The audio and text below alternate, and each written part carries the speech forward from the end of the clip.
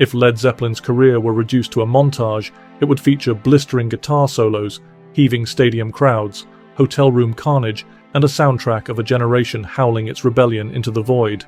Somewhere in the middle of that film would be a scene of chaos that perfectly encapsulates their mythology: the mysterious disappearance of $200,000 from a safety deposit box in New York's Drake Hotel in 1973. It was brought back by our attorney, physically carried, because that's his function.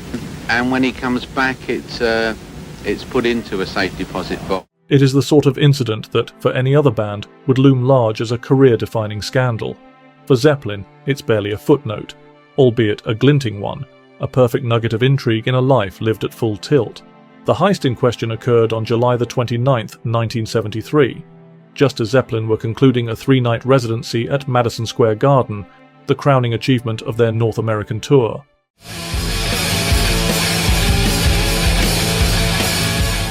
To make the moment even more significant, the concerts were being immortalized on film for what would later become their surrealist concert movie. The song remains the same. Led Zeppelin, in concert and beyond. The song remains the same. Rated PG.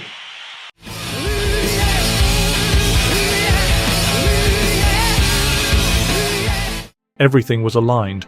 The biggest band in the world, playing their most celebrated venue during the height of their powers.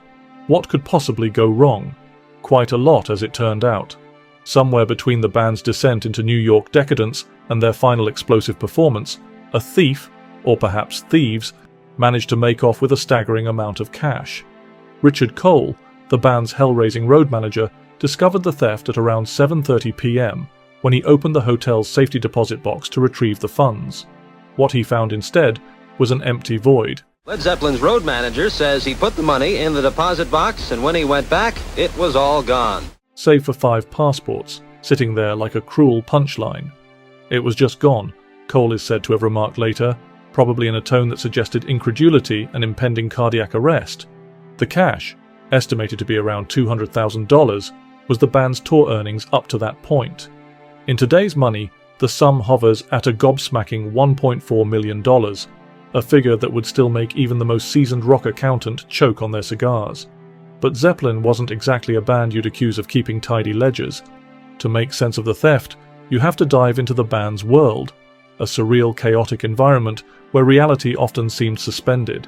Led Zeppelin at this time was a juggernaut of extravagance, moving from city to city like a marauding circus of sound excess and leather trousers.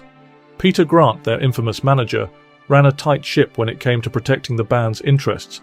You rented it, you control it, isn't selling fucking pirate posters. You have to somebody else to come and tell you that it's doing.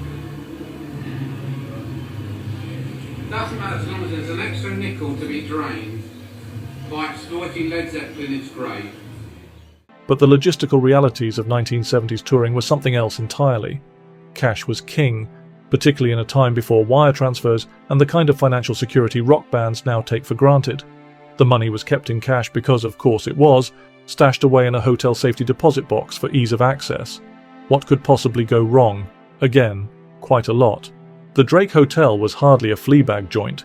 Perched on Park Avenue, it was the epitome of early 70s glamour, a place where well-heeled travelers and rock stars alike could enjoy impeccable service and, apparently, incredibly loose security.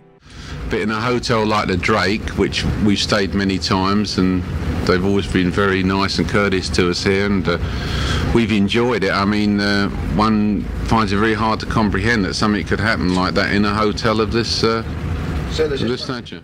The setup for the safety deposit boxes required 2 keys, one held by the hotel's desk clerk and the other by the box holder. In this case, Cole had the second key, which should have made the system foolproof. Yet when the police arrived, it quickly became clear that no one had any earthly idea how the box had been accessed without leaving a single trace of tampering. "We were dumbfounded," one of the investigators allegedly said later. Lieutenant, what's the status of the investigation? Well, it's an active investigation right now. We're pursuing normal investigative leads, background check on all employees, people connected with the rock group. I understand you're giving lie detector tests to employees in the rock group. Well, I'd rather not comment on that at this time. The safe's locks were removed and dusted for fingerprints. Staff were interrogated.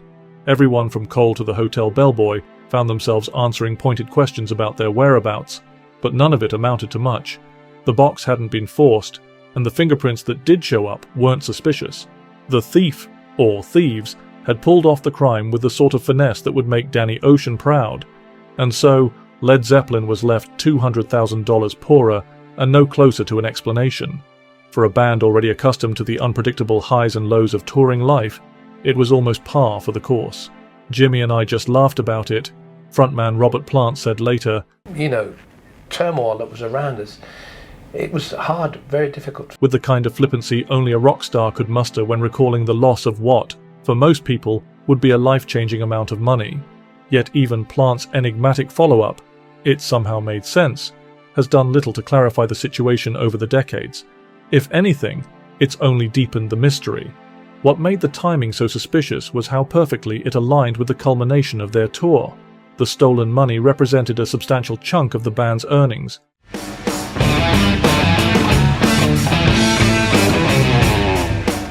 And it had been left to accumulate over several nights at Madison Square Garden. By sheer coincidence, or extraordinary foresight, the heist occurred just before the cash would have been deposited into a bank. It was as if whoever took it had a detailed understanding of the band's operations down to the hour. It's no wonder the police leaned so heavily on the inside job theory. Cole, for his part, bore the brunt of the scrutiny. But basically what I used to do is I set up the hotels, the transportation, pay for the hotels, do the box office receipts, organize their road crew or liaise with them, and also anything else the band might have wanted.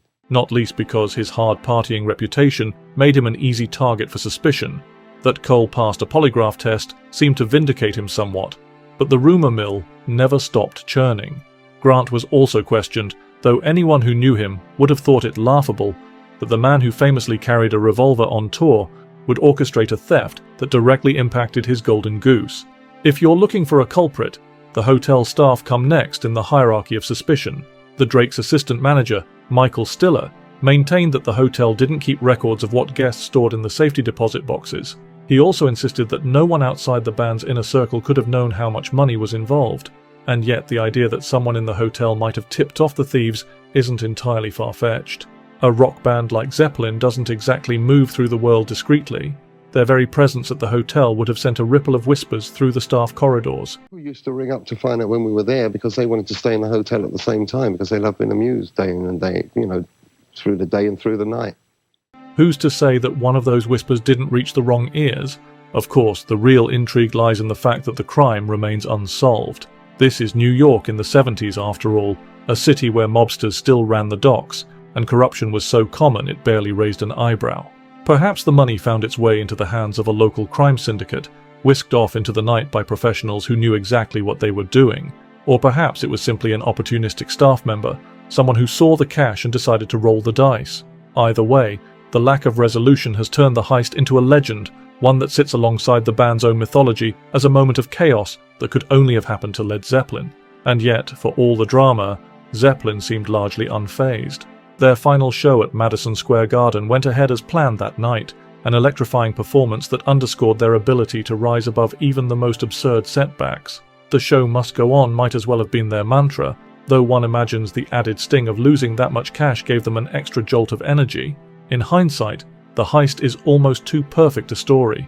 It captures everything about Zeppelin's world, the excess, the unpredictability, the faint whiff of criminality that seemed to follow them wherever they went. For a band that thrived on chaos, it was just another day in the office, albeit one with a rather larger hole in the petty cash fund. Whoever took the money remains a mystery, though one imagines they've lived out their days with a sly grin every time Zeppelin's music wafts through a pub or cafe. After all, it's not every day you outwit the biggest rock band in the world and get away with it. For Led Zeppelin, the heist was just another chapter in a career defined by its ability to veer from triumph to calamity, and back again, all without missing a beat.